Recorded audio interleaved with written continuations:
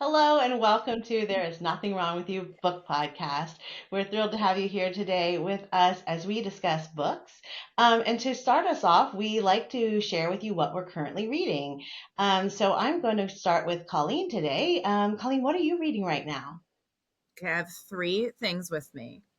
First, I want to say that I did read The Bee Sting based on your last recommendation. I really loved it. I would not say I was excited about it as you two, but also, to be fair, I would not normally read a book this long during the semester. So, but I've thought about it a lot since then. Rebecca and I talked about it. So I feel like really glad that I read this. I had finished it last week, so I want credit for it because it's very long. This morning I finished Stay True by Huashu. And it is so good. So good. Totally. I bought it because it was one of those like Amazon, if you buy one book, you can get another at half price. I think I actually bought these together. And I had been meaning to buy this and read it, and I loved it. And I finished it this morning. Totally recommend. Yeah, I love that And then one. I'm also reading, she's one of my favorite writers, by Valerie Carr. She wrote a book called Revolutionary Love. This is her new book Yeah. called Sage Warrior. So I just started it this morning. I'm really excited because I really feel sad and lost because right now we're recording this since the end of October. So I was like, I think I need somebody to like remind me of what we need to be doing to be better. To be better. So those are my three artifacts, and I just started this, but I do need to start some fiction. So I'm not sure. I'm thinking I'm going to start this, the other Catherine Newman book. Oh She yeah. wrote Sandwich. So Yeah. those are Very my cool. those are my show and tell for today. Nice. Let's see. How about you, Athena? Okay, let's see. I'm reading. I'm like just a little ways, like for 30 pages into this Whale Fall, by Elizabeth O'Connor. It's about 1938. This whale washes up on the shore in Maine. Not in Maine at all, actually. No, that was the last book I read in Wales. So anyway, this is really sorry. This is great. It's beautiful so far. Yeah. I love the I cover. really, yeah, I Love it. really liked Clear, that book I was talking about last time, and someone said if you like that, you might enjoy this. So that's really good. I've been going through essays in this. This has been great. Alyssa Gabbard's the Any Person is the Only Self. Um, I really enjoyed this one. She wrote, oh boy, let's see. There's one essay in here that made me buy the book. Mm, That's so beautiful about these people, prisoners reading Proust. Anyway, it's really beautiful. I could go on and on about this, but yeah, I know. I'm trying to. It made me buy the book on it, but it was so amazing. poetic line. Prisoners reading Proust. Yeah. Oh Yeah. my gosh, it's so The lovely, incredible. Yeah. Anyway, I should be more ready for this, but it's just about. Sorry. I just wanted to see if I could find this. I had it marked and now it's gone, but it doesn't matter. I'll come back to that. But it's really incredible and how what they find in the text while they're in that space. So this is good. And then I have a lot of books, but this is the last one. Okay, this is really random, but do you all know Catherine Valente? Do you know this author? Okay, I had never heard of this person, right? And I went to my son's What's the girlfriend's. title first? Oh, sorry, the future. I for know our, people. The listeners future. walking, Yeah, taking sorry. The future is blue. Okay. It's these stories by this author Catherine Valente, and she's known for the series she did about the girl who circumnavigated fairyland in a ship of her own making. Like she started writing it online. It was kind of one of these crowdsourced things where like keep making it, and it's a quote young adult, right? So I was at my so Lev, my son's girlfriend's parents' house, and the father loves fantasy, right? I was picking out all these different books that he's read and loved, and he handed me that one, and I started reading it, and it's so incredibly creative. Like it's Hmm. poetic and beautiful. I was like, who is this person? So I went to the library and I checked out this book, and I just think it's incredible. Like it's so creative and beautiful. Anyway, sometime if we want to talk about her, I can read some stuff. But I read a section to my husband about when they were talking about in this land that they're living in, that what happens when a body decays. And it's like just, oh, but it's so right. amazing. Oh my God. Like I can't even tell you, like they're like on the first day the wounds of the flesh turn into these different rainbow colors, and it's like on the last day a tree grows out of their mouth, and like oh yeah, like it's I'm just like, who are you and what is happening here? Like it's so beautiful. So anyway, I just think it's just different for me, and it's kind of one of those things that's like poetry where I just read it and it feels inspiring to me. It's so creative. Anyway, I feel like I'm not explaining it well at all, and I apologize. No, You know when you your have things read. enthusiasm shines through. Your enthusiasm shines through. That's all. Okay. You know when you feel like you're ready and you have all these things to say, and then you get to the moment and you're like, it's a book and it's awesome. Read it. Read it and you'll see what I mean. Words. Okay, go ahead, Rebecca. Tell us what you're reading. Save me. So I actually finished 2 books yesterday. One of them Oh, was Listening. These were both recommendations from Colleen. After Annie. Um, so good. good. Oh, She I gotta does read it, that. man. Anna Quinlan knows how to write a family. I just Yeah. love the consistency of her. Yep. Yeah, and I think I'm always interested in how either memoir or novel deals with grief. Mm-hmm. And so I Mm-hmm. just love that the way that she kind of moved through that space and the different people and their different stages and what that all meant. But I think, we talked about this with Rebecca Riley that did Greta and Valdine. In some ways, it's just following a family, right? You're just like kind of sucked in at a moment in time. Yeah. And so you're just like, I'm just here with them. And then I'm not, right? Like you kind of just like move in and then move out it doesn't always wrap up in the perfect kind of bow at the end, but it's just, you just feel like you had a snippet into their time. So I really love that. And then Right. I also just finished, and so we've talked about this on previous podcasts, so just kind of to loop everybody back in, but I finally finished Lives Other Than My Own. This book came to me in multiple ways. So Athena read Lissa Soap's Other People's Words, said, Rebecca, you're gonna love this. I read it. I was like, amazeballs. I can't handle how amazing this is. I told Colleen about it. Colleen read the book, Still Other People's Words. And then she remembered that Lissa Soap mentioned this book. And so Colleen read this book. Meanwhile, I was reading another book recommended from Athena from David Brooks, How to Know a Person or something like that. Mm-hmm. Yep. And when I was talking to Colleen about this book, Lives Other Than My Own, and went to go read David Brooks, the chapter I was reading was from this book. So it was like, okay, I think enough people have pointed me to this. I'm finally reading it. So it was on my shelf. I was just on vacation. I came back and read it after that. And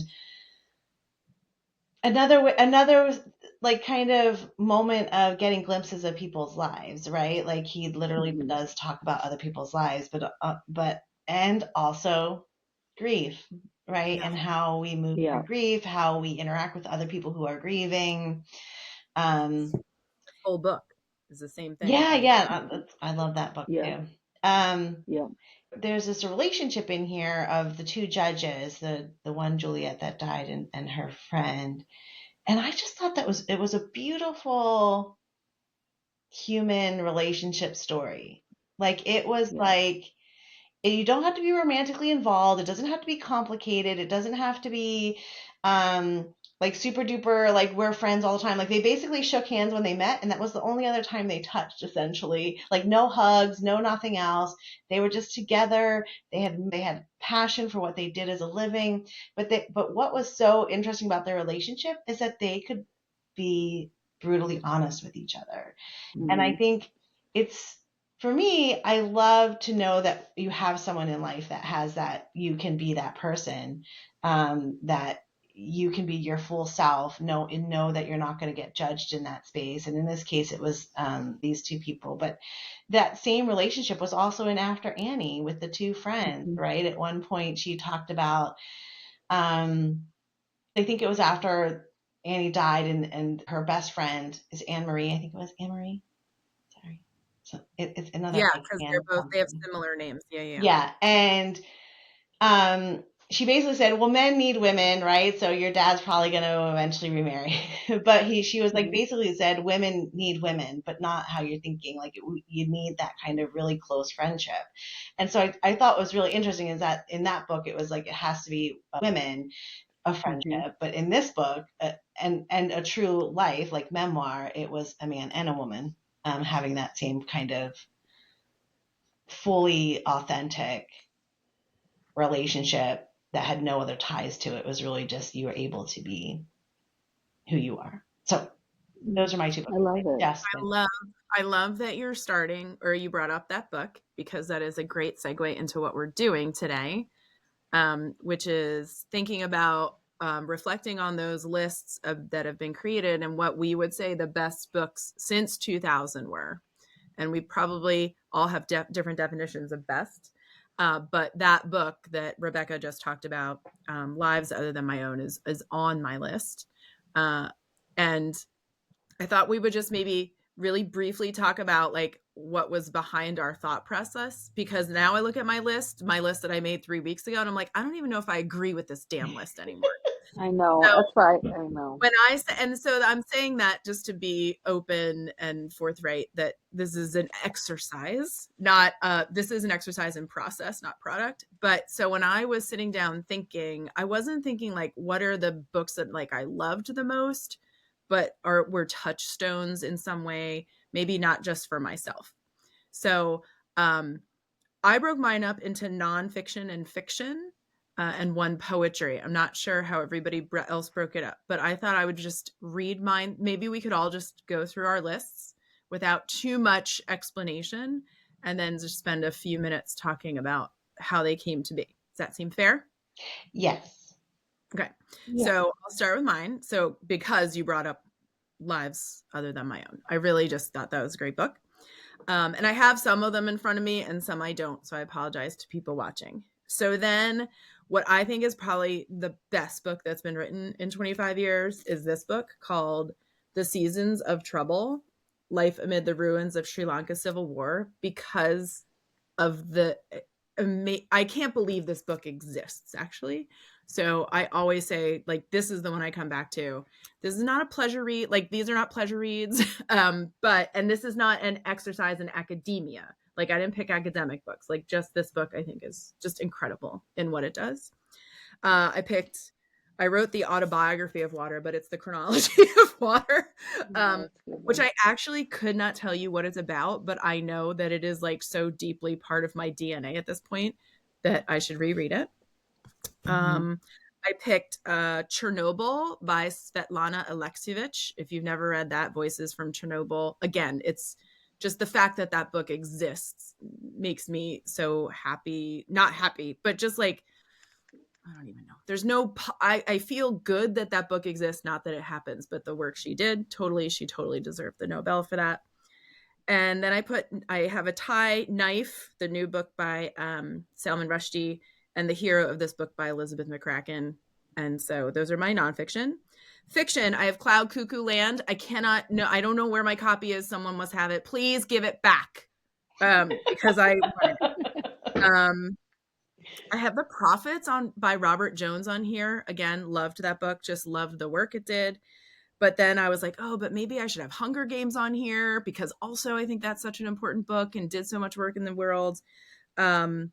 The Postcard and Covenant of Water. See, now this is unfair, 'cause, like, so many of these are so recent for me, but Covenant of Water, Vergese's new book, and all these are like kind of long epics, which is strange for me, actually. I'm realizing this now as I say this. Brotherless Nights by a Sri Lankan writer. Her last name is Ganeshananthan. And then I put maybe Claire Keegan. So anyway, my net list is still nebulous. Oh, and a collection of poetry. This collection of Mary Oliver that's like covered in stains and everything. Because I was like, poetry should be on here. So Rebecca, what was your list, and how did you maybe think about putting it together, and then how you divided it, or what was your list? Yes, I'm thrilled that you had some of the ones that I was thinking of putting on my list, because I thought you would have them on yours. I didn't include them on mine, because that was my other criteria. It was like I was trying to I wanted this whole podcast to be sharing as many good books as possible.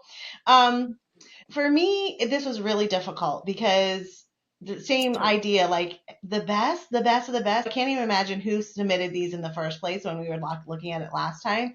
Like, how can you really decide that? Because I think it could change from time to time. But my criteria was if I have returned to it multiple times and Oh, that's or I good. have not stopped. Like there are moments I continue to think about it. Like it comes back to me. Good. Yeah. That was my criteria on this. And I went back and forth on a few. I have some like outliers if I went out of Like, them. they're fighting for the place. That's how I felt with Hero of this Book and Knife. I'm like, okay, like Yeah. Yeah. Yeah. cool. Battle Royale. Yeah. So like yeah. So for me, and I mentioned this last time, so I'm not gonna go into like extensively about this, but we mentioned that Sally Rooney was on the other book on the other list, but I would have actually gone with Beautiful World, What Are You? So I'm not going to belabor that. And the other one, which you also mentioned, was the Postcard that we also mentioned. Like I continue to think about this one. That is definitely one you should read. So then I'll continue into the fiction realm. I really wanted to do B Season, so I'm plugging it by Milo Goldberg, but it was 2000. No, that's fair. No. That's fair. I think that's okay. It doesn't count. It doesn't count. Because What? Voices of Chernobyl was, I think, 2000. As we said, in the past 25 years. Yeah. Well, technically it was 2001. But anyway, okay, so Milo Goldberg. I don't have it here, but I'm obsessed with that book. It has stayed with me since the first time I read it.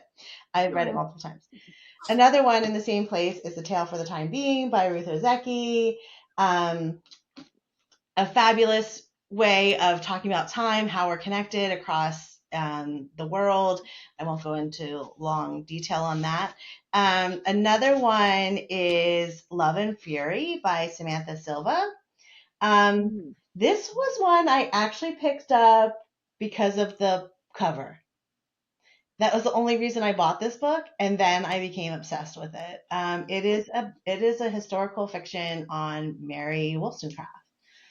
And I've recommended to multiple people who've read it and love it, so this is definitely a favorite for me. And then this was one of the hardest ones of to add in here in the sense of there were so many good ones, but I knew I wanted to pick at least one Indigenous yes, I know, on my fiction. list. And so I went with Bad Cree by Jessica Johns. Interesting choice. The Crows. The Crows. Book, right? You know, I think what's really interesting to me about, and I've talked to Colleen about this, is that the supernatural, or the way that we think that we're connected to our ancestors and the people behind, around us and behind us, and how we're connected to nature, often gets termed as horror for some reason in Indigenous novels. And I'm like, that's not horror, that's just life. So adding that out there. And then I have some nonfiction. And the first one will be Bad Indians by Deborah A. Miranda.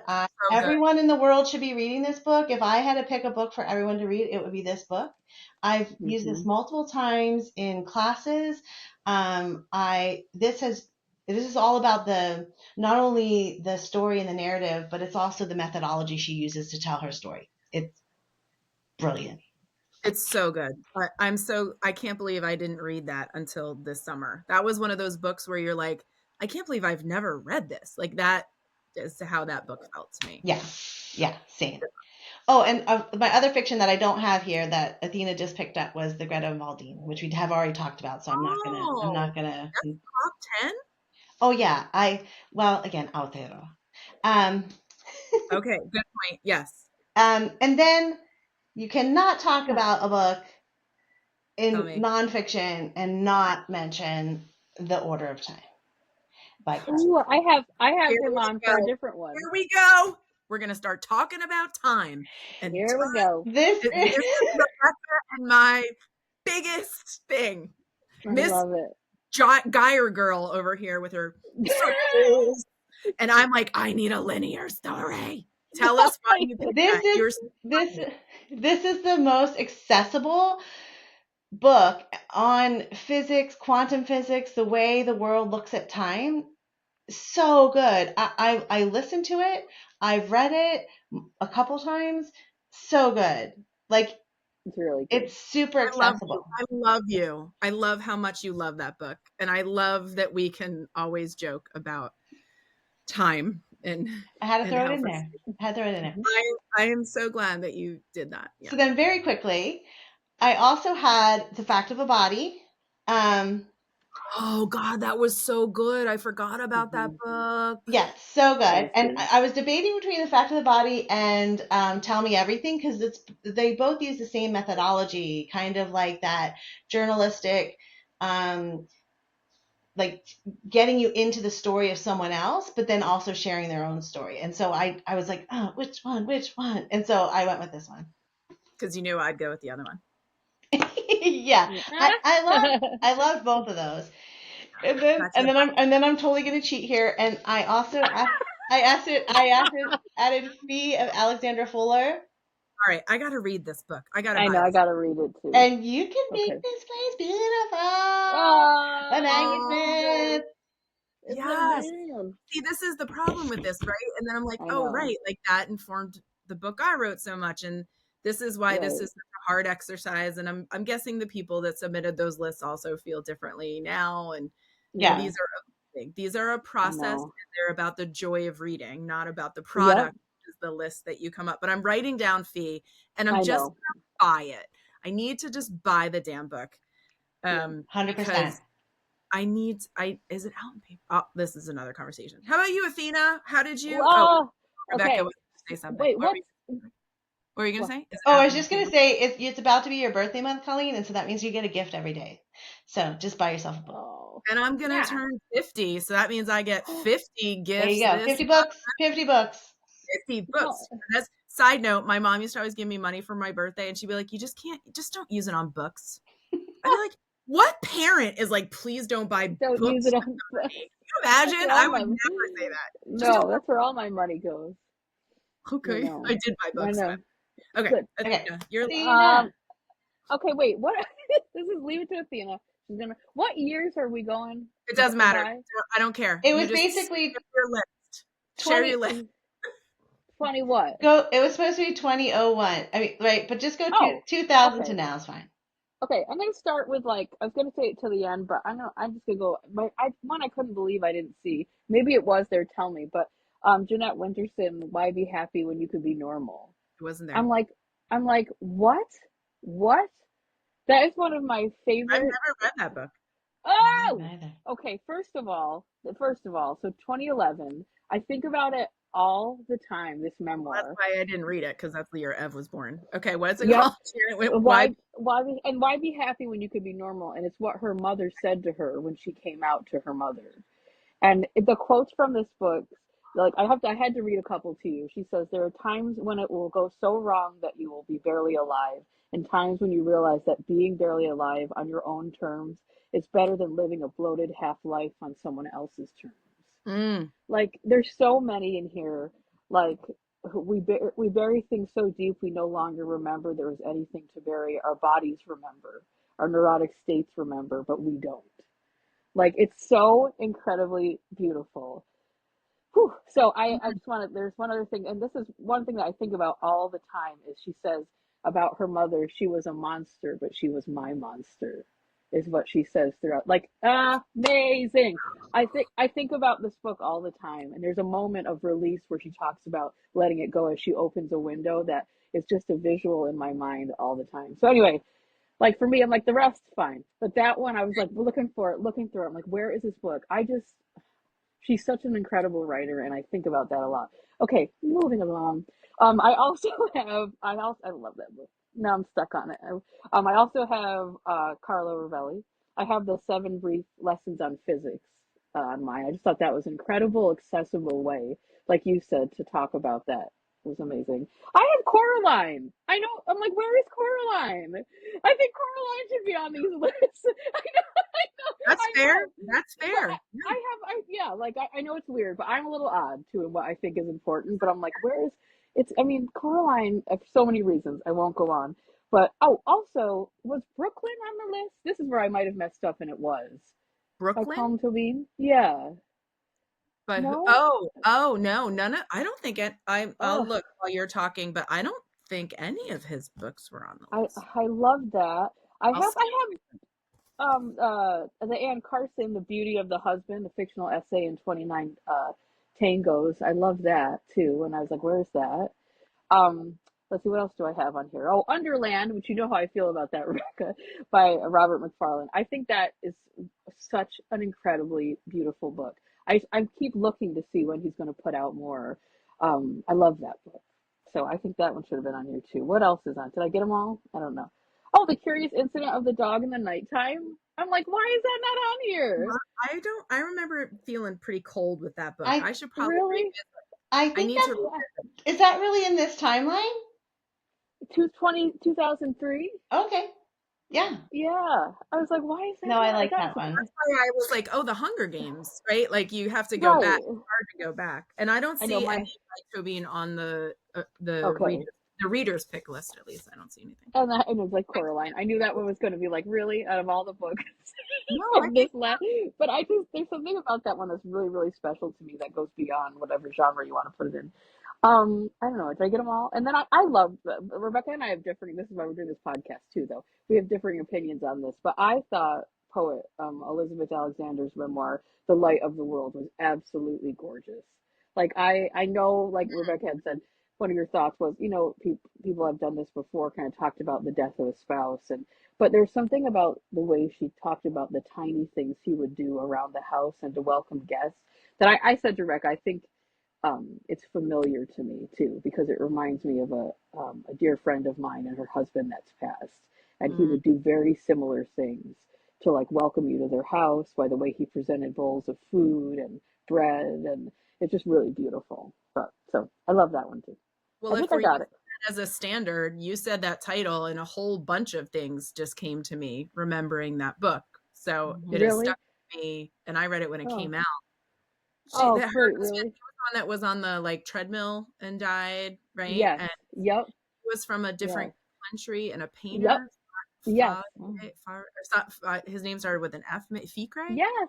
Yes. Listen, Yes. Oh my gosh. if I can remember those things deep in my memory, then it has stuck with me. And I do remember Yeah. really liking the poetry of that book for sure. Yeah. I just But like loved you it. said, like it didn't feel necessarily like revelatory to me. That doesn't Yeah. discount it. But Yeah. I no, love but I that book. remember a lot about it. So if we're using that as a standard, then I do Well, I have know. Well, I like, did like, yeah, like things that were not like, oh my God, but like Department of Speculation, like, like things that were just like stay with you, like stay in, I mean, it's hard to make these lists, right? Because like, what are we of course. uh, categorizing it by? Because things I just think about all the time. Like there's certain books that, and also now all these Booker Prize, I finished all of them now. And Stoneyard Devotional, like I cannot stop thinking about that book. Stoneyard devotional. Yes, That's like one I of the Booker cannot. ones, right? Yes, I've read all the short lists now, and I don't know how I feel for the panel. Like, I think they're all incredible. I don't know how they're going to pick. Oh, Like, every single one. And I've gone back now. I've been going back to different years to try to, like, see. And there's some that really, like, move me and sit with me. But, like, every one. So there must be something about this panel that I connect with because I'm just loving all of them. Like, whew, beautiful. Just beautiful. So anyway, yeah. I don't know if I explained them well, but that's my list. But why be great. happy when you can be normal? I could read quotes from that all day long. Like Jeanette Winterson, I bow down. So anyway, I always leave here with like a new reading list and then feel like it's my homework. So make sure I've read some of it. But Fee, I got to read Fee, and I have the Winterson okay. and who wrote Stoneyard Devotional. I know nothing about that book. Charlotte, I'm what is curious. it, Rebecca? I'll have to Did you? look that up because it was interesting, and this is what I love about like how we look at books too, because we went through all the Booker ones, and I found all the ones that are on the list except that one through my Yep. library, and so well on audio. Okay. And I was like, what? Why is this one so difficult to get? And then it Yeah. had such mixed reviews. Like people were like, this Uh, is horrible. Like this, oh, like constant study of a mouse or something. And so I sent her the theme and she's like, I'm still gonna read it. And then, and then she's like, I love I loved it. it. I I mean, loved I it. think the premise of it sounds really good, and I do want to add it to my list. It's just I'm a bit bummed that I don't get to listen to it. But I will add it to one to read. Oh, Charlotte Wood wrote Stoneyard Devotional. And I think the thing with the mice throughout it is like she's living with these nuns. She takes a break from life to go live like in a secluded place. And the thing with I'll let you read it and tell me what you think, but I think with the mice, it's like this every day of like what's happening as they like infest this place, and then the scooping of the bodies of them at one point because it's just taking over. But I think it's read it. Just tell me what you think when you Yeah. read about it. Like, because I didn't feel that way. Yes, there's lots of talk of the mice, but I think it makes sense. Does that make sense? I have It does. and this is where, we've talked about this on other podcasts about sometimes our own hangups or what make books difficult for us. Um, so I'm always, when it gets to nuns and convents, I get a Yes. little creeped out. So Yeah. Yeah. Yeah. I'm just throwing this out there that I could have a totally different opinion just because of that. And I was recently Yeah. back in Ireland, and that is actually where I stayed in like a defunct nunnery where they used to house unwed mothers. It Oh, was Jesus. creepy. It Yeah. was horrible. I hated it. And so, like, I always have this. Yeah. Anyway, just throwing that out there. So I might not like No. it just because of old hangups, but I will read. Yeah. No. Let me know what you think, I'm because she gonna check. seems to have a mixed feeling and relationship with the people she's living with as well. You know, for her, it's like we'll talk about it Okay. after you read it. Yeah. Yeah. Yeah. Yeah. I love it. Yeah. I think this is I'd love for people to put in the comments somewhere and on Instagram or on YouTube, what we overlooked, because I'm sure we've overlooked. We all have blind spots, right? We all read in certain ways, but and I'm looking around my desk and I'm like, oh, well, I that could know. be on there. And I love Ross Gay, right? If we did Oh, if we did a list of authors as opposed to books, which maybe we could do someday, like that would probably be totally different. Um, so I Yeah. appreciate the efforts that you all put in just thinking about this, and would love for this to be a conversation about what did we miss? What book did we say that you absolutely don't like? Because that's what this yes. is all about, right? Like, what did you not like? You're allowed to not like things. That is the whole Yeah. point of this. But we also want to talk about the things we love. And that is, I'm glad we got to do that. So Yeah. thank you both for doing that. Yeah. That was great. Yes, yes. And I think we'll just note here that we usually end the podcast by recommending a book. But we just feel like we have recommended multiple books to you. I mean, I guess maybe if we want to, could each of us pick one from that whole list that you'd be like, this is one I would say you should pick up today. Of like our lists. Yeah, that we just Yeah. talked Okay. about. Well, we've already talked about the postcard, so it would be the Yeah. postcard. So I get a second choice while you Okay. all think Yes, about of course. it. Oh, this is too hard. I'm going to pick a nonfiction. Everybody should read Voices from Chernobyl. Okay. And I'm going to pick a fiction. I'm between Brotherless Nights and Cloud Cuckoo Land. Two totally different books. Those are the two I would pick. Three fish. Okay. Interesting of the list. I love the Covenant of Water, but anyway, okay. But everybody read that, so I don't need to I tell see. them to I read. see what oh, I see the method to your madness. Okay. Jason doesn't need anybody amplifying him, but those folks I think do. Okay. Well, Alexievich won the Nobel, but maybe not. I don't know. Okay. Athena, you get a nonfiction and a fiction up from your list that you'd be like, you need to go out right now and read this book. Oh, my obviously my nonfiction is Why Be Happy When You Could Be Normal by Jeanette Winterson. That was the one I was going to pick. Just that. But a fiction, I don't know. I think I'd say Brooklyn then. I think that's really Okay, I need to read that too. I'm writing this down. yeah. I think that would be mine. Okay. That's And hard though. so my nonfiction would be Bad Indians, Deborah A. Miranda. Get this book now, read it now. Yeah, that's good. And my fiction, I'm going to go to the one that didn't actually fit into the criteria because it was 2000, which would be Bee Season by Mila Goldberg. Love it. Yeah, Love it. So Love good. love it. So good. Yeah, Love it, and love all of you, and I love love you. books. It's my joy. Yes. So thank you everyone for Okay. listening today and letting us share with you what we would have added to the list of the best books of the century, but always knowing that that list would probably change tomorrow if we were if we were talking about it again. And that's a good thing. That means there's lots of books out there that, can impact our lives and help us see the world in a different way and also let us, remember how we are connected. So thank you, everyone. Thanks for Thank listening. you. Bye.